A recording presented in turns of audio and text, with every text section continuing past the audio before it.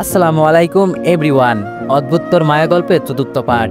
তো চলো বেশি কথা না কইয়া গল্প শুরু করা যাক। তনু, তোর খুব অহংকার তাই না এই অফিস আদালত নিয়ে? একটা কথা জানিস তো তনু, অহংকার সৃষ্টিকর্তার গায়ের চাদর।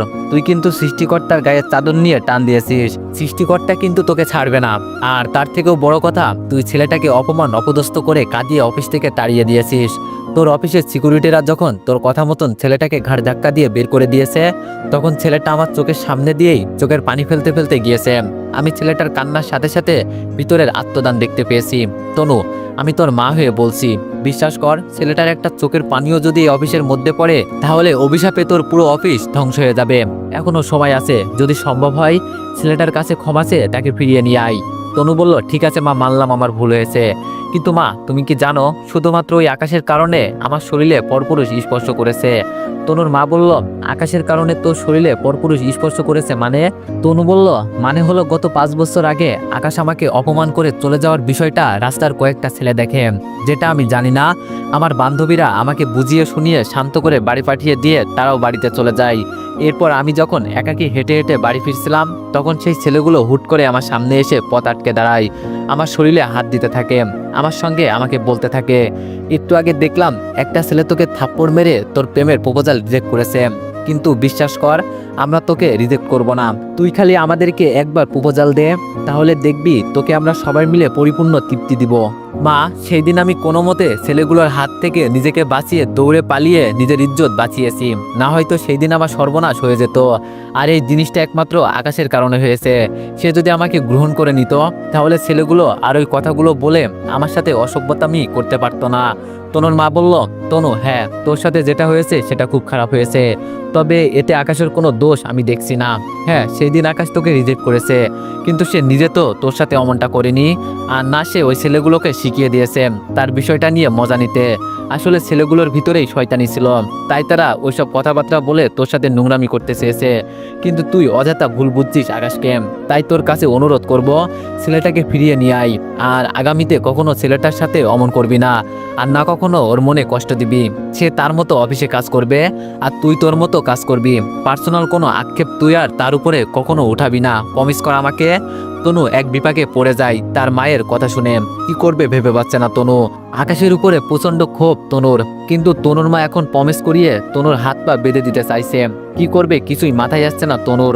চুপ করে দাঁড়িয়ে আছে। তনুকে চুপ করে দাঁড়িয়ে থাকতে দেখে তনুর মা বলে, ঠিক আছে শোন, তোকে আর ফোর্স করবো না, তবে ইচ্ছে হলে আমার কথাটা রাখিস, এবার আমি চললাম। তনুর মা চলে যায়। তনুর মায়ের নাম সালমা বেগম। সালমা বেগম চলে যাওয়ার পর তনুর মায়ের বলা কথাগুলো তনু ভাবতে থাকে। ওয়ানেক্স হচ্ছে সবচেয়ে বিশ্বস্ত বুকমেকার, যা পিএইচডি এবং সিরিয়া অ্যাপের অফিসিয়াল পার্টনার। এই অ্যাপসে আপনি cricket, football, tennis live match দেখতে এবং তাদের স্কোর ভবিষ্যৎবাণী করে সহজেই অর্থ উপার্জন করতে পারবেন। সেই সাথে BMW গাড়ি, আইফোন, ল্যাপটপ এবং আরও অনেক নগদ পুরস্কার জেতারও সুযোগ রয়েছে। এই অ্যাপটিতে আপনি class, crystal, under and over 21 ইত্যাদি গেম খেলে সহজেই আয় করতে পারবেন। আপনি বিকাশ, নগদ, রকেট ব্যাংক, ক্রিপ্টো, পেপল এবং অন্যান্য সহজ পদ্ধতির মাধ্যমে সহজেই আপনার জেতা টাকা তুলতে পারবেন। এখানে আপনি 24 ঘন্টায় 7 দিন গ্রাহক সহায়তা পাবেন। তাই এখনই পিন কমেন্টের লিঙ্ক ব্যবহার করে রেজিস্ট্রেশন করুন, অথবা গুগলে ওয়ানেক্স সার্চ লিখে রেজিস্ট্রেশন করুন। আর হ্যাঁ, রেজিস্ট্রেশনের সময় আমার প্রোমো কোড VODA7 ব্যবহার করে প্রথমবার ডিপোজিটে 20,000 টাকা পর্যন্ত পান। কিছুক্ষণ ভাবার পর তনু উপলব্ধি করতে পারে তনু যা করেছে সেটা ঠিক হয়নি। হ্যাঁ, আকাশের উপরে তার রাগ অভিমান রয়েছে, কিন্তু তনু এ যাত্রায় অতিরিক্ত করে ফেলেছে। তনুর ভিতরেও এবার খারাপ লাগছে তখনকার আচরণের কারণে। একটা মানুষ একদিনের মধ্যে 7টা ফাইল কমপ্লিট করেছে। তনু তাকে বাহবা দেওয়ার কথা ছিল, কিন্তু তনু সেটা না করে তাকে উল্টো অপমান করে বের করে দিয়েছে। তনু মনে মনে সিদ্ধান্ত নেয় আকাশের কাছে ক্ষমা চেয়ে তাকে ফিরিয়ে আনবে। ভাবনা চিন্তা মোতাবেক অফিসের ম্যানেজারের নাম্বার থেকে আকাশের কাছে ফোন দেয়, কারণ তনু ভালো করেই জানে তার নাম্বার দেখলে আকাশ ফোন রিসিভ করবে না। তাই সে ম্যানেজারের নাম্বার দিয়ে আকাশকে ফোন দেয়, কিন্তু আকাশ তাও ফোন রিসিভ করে না। বেশ কয়েকবার ম্যানেজারের নাম্বার থেকে আকাশকে ফোন দেওয়ার পরেও ফোন রিসিভ করার কোনো নাম নিশানা নেই আকাশের। তনু বুঝতে পারে আকাশ হয়তো ফোন সাইলেন্ট করে রেখেছে, না হয়তো ইচ্ছে করেই কারোর ফোন রিসিভ করছে না। তনু আকাশকে ফোনে না পেয়ে ভাবে কি করবে। তখনই তনুর মাথায় আসে ফোনের GPS ট্র্যাকের সাহায্যে আকাশের খোঁজ পাওয়া যেতে পারে। যদি আকাশ ফোনের লোকেশন অন করে থাকে তবে। ভাগ্যক্রমে আকাশের ফোনের লোকেশন অন করাই ছিল। অবশ্য আকাশ ফোনের লোকেশন আজীবন অন করেই রাখে, কারণ রাস্তাঘাটে কখন কি হয়ে যায় বলা যায় না। তনু আকাশের লোকেশন পেয়ে যায়।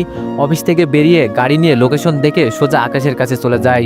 আকাশ এখনো পার্কে বসে মনমরা হয়ে কি করবে সেটা নিয়ে ভাবনা চিন্তায় মশগুল। তনু পার্কে গিয়ে আকাশের পাশে বসে, তবে তনু যে আকাশের পাশে গিয়ে বসেছে সেই দিকে আকাশের কোনো খেয়াল নেই। তনু আকাশের পাশে বসে ধীরে ধীরে হাঁটতে এগিয়ে নিয়ে গিয়ে আকাশের হাতের উপর রাখে, যার ফলে আকাশ সাথে সাথে চমকে ওঠে। আকাশ চমকে উঠতে পাশ থেকে তনু আকাশকে বলে, আরে চমকে ওঠার কিছু নেই, আমি তনু। আমি বললাম, হ্যাঁ ম্যাডাম আপনি তনু, তা তো দেখতেই পেরেছি, কিন্তু আপনি এখানে কি করছেন আর আমার হাত ধরছেন কেন? তনু বলল, তোর সাথে সময় কাটাতে এসেছি। আমি বললাম মানে? তনু বলল, মানে হলো তুই একা একা বসে আছিস, তাই তোর সাথে সময় কাটাতে চলে এলাম। আমি বললাম, ম্যাডাম ফাজলামো করছেন আমার সাথে, আর হাতটা ছাড়ুন। তনু বলল, আরে ফাজলামো করছি না। আচ্ছা শোন আকাশ, আমি আন্তরিকভাবে দুঃখিত তোর কাছে তখনকার আচরণের জন্য। আমি বললাম, না ম্যাডাম সমস্যা নেই, আমার কপালে লেখা ছিল ওইসব, আর এবার প্লিজ আমার হাতটা ছাড়ুন। তনু বলল, তোর হাত ছাড়ার জন্য তো ধরিনি, তুই এখন আমার সঙ্গে যাবি, তারপর তোর হাত ছেড়ে দিব আমি। আমি বললাম, আমি আপনার সঙ্গে যাব বলতে কোথায় যাব আমি? তনু বলল, অফিসে যাবি, আবার কোথায় যাবি? আমি বললাম, সরি ম্যাডাম, আমি আর কাজ করব না আপনার অফিসে। তনু বলল, আকাশ আমি সত্যি সরি, আগামীতে আমি আর কখনো তোকে কিছু বলবো না, এবার চল আমার সাথে। আমি বললাম, না ম্যাডাম আমি আর কখনো আপনার অফিসে যাব না। তনু বলল, তোকে যেতে হবে। আমি বললাম তো তোকে আর কখনো কিছু বলবো না। আমি বললাম, না ম্যাডাম আমি তাও আর আপনার অফিসে কাজ করব না। তনু বলল, দেখ আমার রাগ উঠাস না, ভুলে যাস না তুই কিন্তু এখনো আমার কাছে জিম্মি, তাই ভালোভাবে চল আমার সাথে, তোকে আর কিছুই বলবো না আমি, না হয় কিন্তু জোর করে নিয়ে যাব বলে দিলাম। তনুর কথা শুনে আকাশ নিজের জেদ কমিয়ে ফেলে, কারণ সে ভালো করেই জানে তনুর কাছে সে এখনো জিম্মি, তাই সে তনুর অফিসে ফিরে যাবে বলে মনে মনে ঠিক করে। তবে সে মনে মনে আরেকটা সিদ্ধান্ত নেয়, এবার সে অফিসে যাবে ঠিকই, কিন্তু অফিসের পুরো নকশা সে বদলে ফেলবে, কারণ যেখানে সিস্টেমের সমস্যা সেখানে মানুষকে নয় সিস্টেমকে ঠিক করতে হবে। আর সেই মানুষগুলো তাকে অফিস থেকে বের করে দিতে বলেছে, সেই মানুষগুলোই একটা সময় তাকে ছাড়া কিছুই বুঝবে না। এছাড়া তনুকেও সে নিজের আয়ত্তে করে নিবে, কারণ রাজ্যের প্রজাকে নয় রাজাকে পরাজয় করলেই পুরো রাজ্য হাতে চলে আসে। আকাশ এখন সেটাই করবে। এতদিন সে চুপ করেছিল, তবে আর নয়, ধৈর্যের একটা সীমা থাকে, যেটা এবার আকাশের অতিক্রম হয়ে গেছে। কত ধানে কত চাল, আকাশ এবার এটা তনুকে বুঝিয়ে ছাড়বে। তনুর কথা মেনে নিয়ে আকাশ তনুর সাথে অফিসে যেতে রাজি হয়, তবে যাওয়ার আগে তনুকে বলে, ম্যাডাম আমি আপনার অফিসে যাব ঠিক, কিন্তু আমি কাজ করতে গিয়ে কোথায় ভুল করেছি সেটা আমাকে দেখতে দিতে হবে, ফাইলগুলো আমায় আবার দিতে হবে। তনু বলল, ঠিক আছে দিব, তুই এবারে অফিসে চল। অফিসে পৌঁছে তুই নিজেই আমার কেবিনে ঢুকে ডেস্ক থেকে ফাইলগুলো নিয়ে নিস, সব কয়টা আমার ডেস্কের উপরেই রাখা আছে। আমি বললাম ওকে। আকাশ তনুর সাথে অফিসে চলে যায়। অফিসে পৌঁছে নিজেই গিয়ে তনুর কেবিন থেকে ফাইলগুলো নিয়ে এসে নিজের ডেস্কে বসে দেখতে থাকে কোথায় ভুল হয়েছে। সমস্ত ফাইল ঘেটে ঘেটে ভুল খুঁজতে থাকে। 7টা ফাইলের ভেতরে শেষ ফাইলটার মধ্যে আকাশ ছোটখাটো একটা ভুল দেখতে পায়, যেটা কোনো আহামরি ভুল নয়, একবার কলমের গুতা দিলেই ভুলটা সংশোধন হয়ে যাবে। এছাড়া আকাশের কাছে আর কোনো ভুল চোখে পড়ে না। আকাশ আশ্চর্য হয়ে যায়, ছোট্ট একটা ভুলের কারণে তনু তার সাথে এমনটা করলো। ফাইলগুলো হাতে উঠিয়ে নিয়ে তনুর কেবিনে চলে যায়, তারপর ফাইলগুলো তনুর ডেস্কের উপরে রেখে বলে, ম্যাডাম একটা সামান্য ভুলের কারণে আপনি আমার সাথে এত কিছু করলেন। আমার ভুলটা একদম অতি সামান্য ছিল, যেটা চাইলে মিনিটের মধ্যেই ঠিক করা যেত, কিন্তু আপনি তা না করে আমাকে সকলের সামনে টেনে নিয়ে গিয়ে অপমান করে অফিস থেকে বের করে তাড়িয়ে দিলেন। তনু বলল, আকাশ আসলে তোর উপরে আমার অনেক রাগ উঠেছিল গতকালের কারণে, আমার ইচ্ছে ছিল তোর উপর প্রতিশোধ নেওয়ার, তাই তোকে সকলের সামনে নিয়ে গিয়ে অপমান করেছি। তবে বিশ্বাস কর, তোকে অফিস থেকে বের করে দেওয়ার ইরাদা আমার মধ্যে ছিল না, কিন্তু অফিসের সকল কর্মচারী তোকে বের করে দিতে বলাই আমি কোনো কিছু না ভেবেই তাদের কথা মতো তোকে বের করে দিয়েছি। আকাশ তনুর কথা শুনে আবারও আশ্চর্য হয়। একটা মানুষ প্রতিশোধ নেওয়ার জন্য কতটা নিচে নামতে পারে সেটা তনুকে না দেখলে আকাশ কখনোই বুঝতে পারতো না। একদিনে 7টা ফাইল কমপ্লিট করা 2-4টে কথা না, পুরো রাত নির্ঘুম থেকে ফাইলগুলো কমপ্লিট করেছে আকাশ। তনুর কাছে প্রশংসার পাত্র হওয়ার কথা ছিল আকাশের, সেখানে ক্ষুদ্র একটা ভুলের কারণে উল্টো পুরো অফিসের সামনে লজ্জিত হতে হলো। সেই সঙ্গে ঘাড় ধাক্কা দিয়ে তাকে অফিস থেকে বের করে দেওয়া হয়েছে। অবাক দৃষ্টিতে তনুর দিকে তাকিয়ে থাকে আকাশ, বলার মতো কিছুই খুঁজে পাচ্ছে না সে। অপর দিকে তনু আকাশকে তার দিকে তাকিয়ে থাকতে দেখে বলে, আমি ক্ষমা প্রার্থী তোর কাছে, তুই আমাকে ক্ষমা করে দে, আগামীতে আর কখনো তোর সাথে এইরূপ আচরণ করব না। আকাশ কিছু বলে না, মুচকি হাসি দিয়ে তনুর কেবিন থেকে কোনো কথাবার্তা ছাড়া বেরিয়ে যায়, কারণ সম্মান নষ্ট করার জন্য মানুষকে একাধিকবার তুচ্ছ তাচ্ছিল্য করতে হয় না, একবার করলেই যথেষ্ট। আর তনু সেটা তার সাথে একবার করে ফেলেছে, আগামীতে করুক আর না করুক তাতে আর তেমন কিছু যায় আসে না। দাগ যা লাগার প্রথমবারই লেগে গিয়েছে, তাই আকাশ তনুর কথায় কোনো গ্রাহ্য না করে কেবিন থেকে বেরিয়ে চলে যায়। আকাশের আচরণে এবার তনু আশ্চর্য হয়। তনু ভাবে তার কথার প্রতি উত্তরে কিছু না বলে আকাশ হুট করে চলে গেল কেন। তনুর ভিতরে আকাশের এই ব্যাপারটা কেমন যেন দাগ কাটে। তবে তনুকে কে বোঝাবে, সবেমাত্র শুরু, এখনো বহু দাগ কাটা বাকি। অন্যদিকে আকাশ ডেস্কে বসে বসে ভাবে তনুকে কিভাবে কন্ট্রোল করা যায়। এমন সময় অফিসের ম্যানেজার আকাশের কাছে এসে বলে, এই আকাশ, তোমাকে না ম্যাডাম অফিস থেকে বের করে দিয়েছে, কিন্তু পরবর্তীতে কি মনে করে উনি তোমায় আবার অফিসে নিয়ে আসলো? হঠাৎ ম্যাডামের কি হয়েছে? উনি তোমাকে বের করে দেওয়ার পর আমার নাম্বার থেকে কয়েকবার তোমাকে ফোন দিয়েছে, কাহিনীটা কি? ভাবনার অবসান ঘটিয়ে আকাশ ম্যানেজারকে বলে, কাহিনী হচ্ছে অফিসে নাকি গরু ছাগল দিয়ে ভরপুর, তাই ম্যাডাম আবার আমাকে নিয়ে এসেছে। কারণ গরু ছাগল দিয়ে কখনোই অফিসের কাজকর্ম হবে না, কাজকর্মের জন্য কিছু মানুষের দরকার, যেটা ম্যাডাম বুঝতে পারায় আমাকে আবার ফিরিয়ে নিয়ে এসেছে। ম্যানেজার বলল, মানে কি? আমি বললাম, এই যে মাত্রই বললাম মানেটা। ম্যানেজার বলল, আকাশ তুমি কি আমাকে অপমান করলে? আমি বললাম, ওমা, আপনাকে অপমান কেন করব? ম্যাডামের যা ভাষ্য আমি তো তাই আপনাকে বললাম। ম্যানেজার লজ্জা পেয়ে চলে যায়। ম্যানেজার থেকে মুখে পানি ছুড়ার মারার প্রতিশোধ নিয়েছে আকাশ। ম্যানেজার চলে যাওয়ার পর আকাশ আবারও ভাবতে থাকে তনুর বিষয় নিয়ে। ভাবতে ভাবতে একটা বুদ্ধি আসে আকাশের মাথায়। আকাশ এবার বুদ্ধিটা কাজে লাগাবে। অবশ্য আকাশের এখন তেমন কোনো বুদ্ধি খাটানোর প্রয়োজন নেই, কারণ তনু তাকে বলেই দিয়েছে সে আগামীতে আর তাকে কিছু বলবে না। কিন্তু তারপরও তনুকে রিয়েলাইজ করানো উচিত তনু যেটা করছে সেটা অনেক বড় অন্যায়।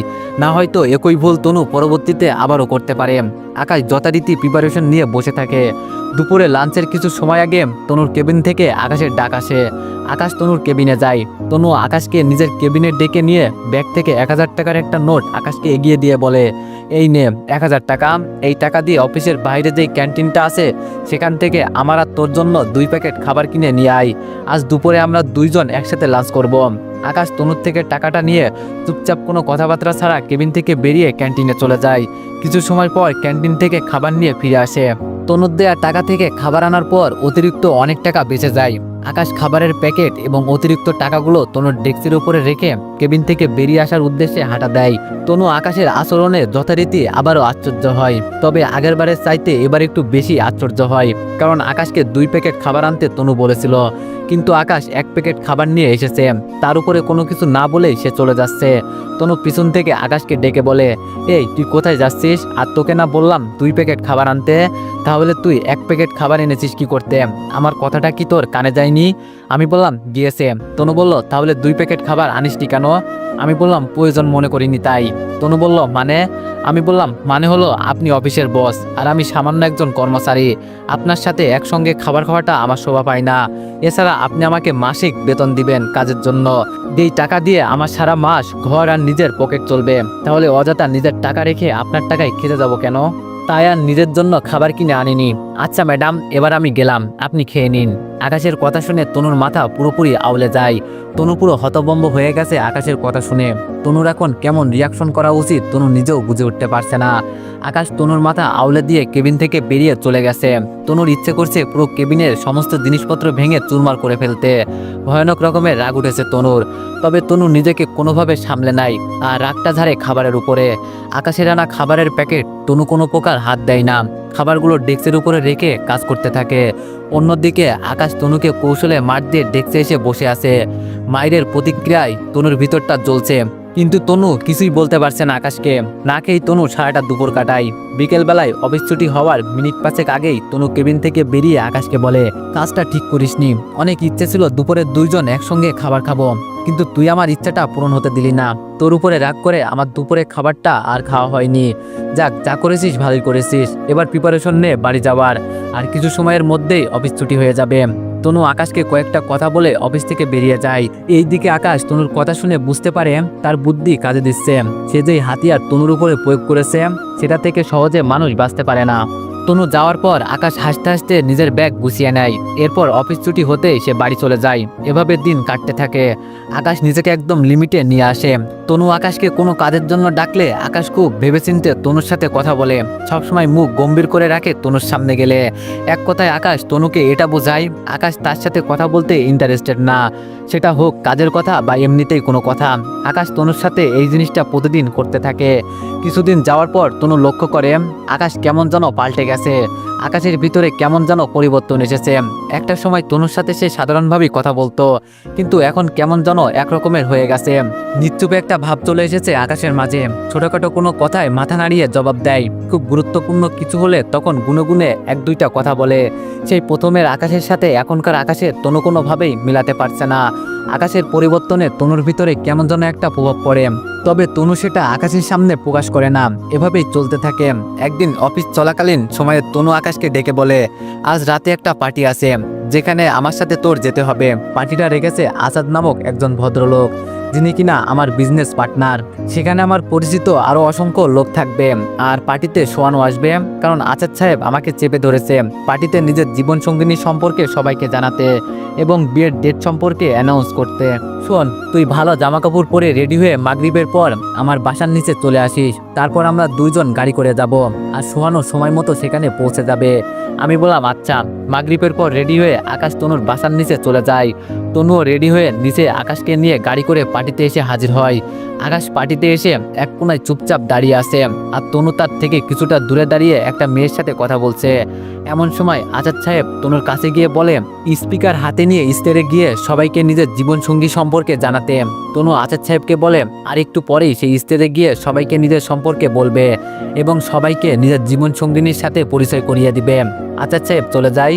তনু মেয়েটার সাথে কথা বলা বাদ দিয়ে আকাশের কাছে এসে বলে, আর কত সময় অপেক্ষা করব সোয়ানটার জন্য আল্লাহ জানে। সে এখনো আসছে না কেন? মাথাটা পুরো খারাপ হয়ে যাচ্ছে।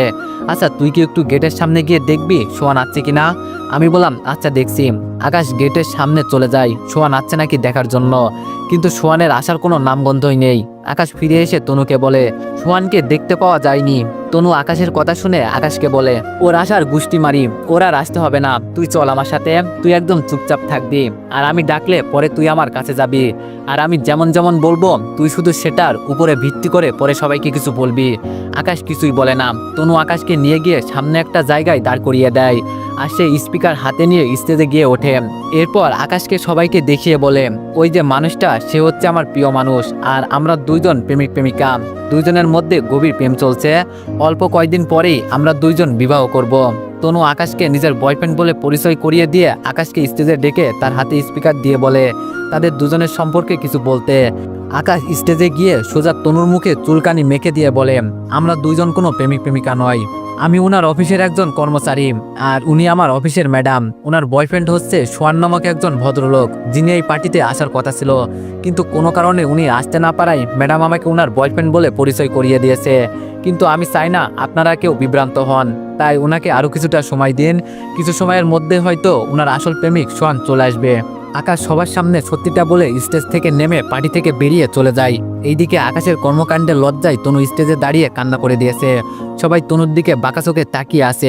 কিছুক্ষণ পর তনু ও লজ্জায় স্টেজ থেকে নেমে কান্না করতে করতে পার্টি থেকে বেরিয়ে চলে যায়। পার্টি থেকে বেরিয়ে গাড়িতে গিয়ে উঠে বসে। গাড়িতে আগ থেকে আকাশ বসা ছিল। আকাশও পার্টি থেকে বেরিয়ে এসে গাড়ির মধ্যে উঠে বসেছে।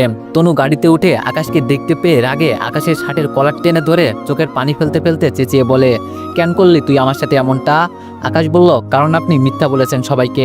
আমি আপনার কোনো বয়ফ্রেন্ড না, আপনার বয়ফ্রেন্ড হচ্ছে সোয়ান। কিন্তু আপনি আমাকে সবার সামনে বয়ফ্রেন্ড বলে মিথ্যা পরিচয় করিয়ে দিয়েছেন, তাই আমি সবার সামনে ওই রকমটা বলেছি। আসলে তুই একটা নিচু মনের মানুষ। ওই রকমটা করার আগে তো 10টা বার ভাবা উচিত ছিল। আর কি বললি আমি মিথ্যা বলেছি? শোন, আমি কোনো মিথ্যা বলিনি। আর সোয়ান আমার কোনো বয়ফ্রেন্ড না, ও শুধু আমার মাত্র ফ্রেন্ড। আকাশ তনুর কথা শুনে ভূত দেখার মতন চোখ বড় বড় করে তনুর দিকে তাকিয়ে আছে। তনুর মুখে আকাশ এই কথাটা শোনার জন্য কখনোই প্রস্তুত ছিল না। আকাশ পুরো নিশ্চুপ হয়ে যায়। মনে হচ্ছে যেন আকাশ কোনো টাইম জোনে আটকে গেছে, যেখানে সবকিছু এক জায়গায় বিদ্যমান হয়ে আছে। না কোনো কিছু সামনে এগোচ্ছে, না কোনো কিছু পেছনে যাচ্ছে। আকাশ বড়সড় রকমের শক খায়। কিছুক্ষণ বিস্মিত অবস্থায় কেটে যায় আকাশের। কিছুক্ষণ পর আকাশ স্বাভাবিক হয়, আর একে একে আকাশের ভিতরে প্রশ্ন জাগতে শুরু করে। তবে সে এখনো সাইলেন্ট। উপর দিকে তনু আকাশকে চুপ থাকতে দেখে সজোরে নাড়িয়ে বলে, কিরে কথা বলছিস না কেন এখন? স্টেজে তো আমার মান সম্মান ধুলোয় মিশিয়ে দিয়েছিস, কিন্তু এখন চুপ করে আছিস কেন? সোহানের কথা শুনে কি আশ্চর্য হয়েছিস নাকি? আমি বললাম জি, আশ্চর্য তো হয়েছি, তবে আমি জানি আপনি একটু আগে যেই কথাটা বলেছেন সেটা পুরোপুরি মিথ্যা। সোহান আপনার কোনো ফ্রেন্ড না, সে আপনার বয়ফ্রেন্ড। আপনি অযথা আমাকে গুমরা করার চেষ্টা করিয়েন না। তনু বলল, আকাশ আমার মাথা কিন্তু প্রচন্ড খারাপ হচ্ছে, এবার তোকে কিন্তু গলা টিপে মেরে ফেলবো বলে দিলাম। এ অসভ্য, আমার কথাগুলো তোর কাছে কি কারণে মিথ্যা বলে মনে হচ্ছে? আমি বললাম, কারণ সেই শুরু থেকেই দেখে আসছি আপনার কাণ্ড কারখানা, এবং আপনি নিজেই বলেছেন সোহান আপনার বয়ফ্রেন্ড, কিন্তু আজ এসে বলছেন সে আপনার ফ্রেন্ড। ম্যাডাম, আপনি এক মুখে কয় ধরনের কথা বলেন? তনু বলল, আমি এক মুখে হাজার ধরনের কথা বলি, তবে সত্যি এটাই, সে আমার ফ্রেন্ড, বয়ফ্রেন্ড না। আমি বললাম, তাহলে আজ এসব কি ছিল? সোহান পার্টিতে আসলে আপনি ওকে সবার সাথে পরিচয় করিয়ে দিবেন এবং সেই সঙ্গে নিজের বিয়ের ডেট অ্যানাউন্সমেন্ট করবেন, কিন্তু কোনো কারণে সোহান না আসায় এখন কথার মোড় ঘুরলো কেন? তনু বলল, সে আমার বয়ফ্রেন্ড হলে তবেই তো পার্টিতে আসবে, কিন্তু সে তো আমার বয়ফ্রেন্ড না, আর সেই পার্টি সম্পর্কে কোনো কিছুই জানে না, আর না তাকে আমি কিছুই বলেছি। সে যদি সত্যি আমার বয়ফ্রেন্ড হতো তাহলে সে এত সময় এই পার্টিতে থাকতো, কিন্তু সে আমার ওইরূপ কেউই লাগে না, দেখেই তো আজ পার্টিতে আসেনি। আমি বললাম, মানে কি? সে যদি না আসার হয় তাহলে আপনি আমাকে গেটের সামনে গিয়ে সোহান আসছে কিনা সেটা দেখার জন্য পাঠিয়েছিলেন কেন? তনু বলল, কারণ এটা একটা প্ল্যান ছিল তোকে হতাশ করার। আকাশ তনুর কথার আগামাতা কিছুই বুঝে উঠতে পারছে না, কেমন যেন পেছনো লাগছে তনুর কথাগুলো তার কাছে। তাই সে তনুকে বলে, ম্যাডাম, আমি আপনার কোনো কথাই বুঝে উঠতে পারছি না। প্রথমে বললেন সোহান আপনার বয়ফ্রেন্ড না, আবার বললেন সোহান পার্টি সম্পর্কে কিছুই জানে না, কিন্তু আপনি আমাকে ওর খোঁজে গেটে পাঠিয়েছেন, আবার পরিশেষে বলছেন তার খোঁজে পাঠানোর কারণ ছিল আমাকে হতাশ করা। ম্যাডাম, এই সমস্ত কথা শুরু থেকে আমাকে আবার বুঝিয়ে একটু বলবেন। তনু বলল, ঠিক আছে শোন, এতদিন সোহান সম্পর্কে যা শুনেছিস সব মিথ্যা, আর যা দেখেছিস সব আমাদের সাজানো নাটক ছিল, আর এইসব কিছু করার পিছনে কারণ ছিল তোকে কষ্ট দেওয়া, কারণ তুই আমাকে 5 বছর আগে কষ্ট দিয়েছিস, তাই তোর উপরে প্রতিশোধ নেওয়ার জন্য এমনটা করেছিস সোহানের সাথে মিলে। তোর উপরে আমার অনেক অভিমান, আমি তোকে বিয়ে করেছি নিজের কাছে রেখে কষ্ট দেওয়ার জন্য, তবে সব কিছুর ভিড়ে আমার মন তোকে এখনো ভালোবাসে, আর আমার সাথে তোর বিষয়টা যেভাবেই হোক না কেন, আমি জানি আমি অন্য কোনো পুরুষের সাথে মিশলে তোর খারাপ লাগবে, আমি সেই জন্য সোহানের সাথে মিলে এমনটা করেছি।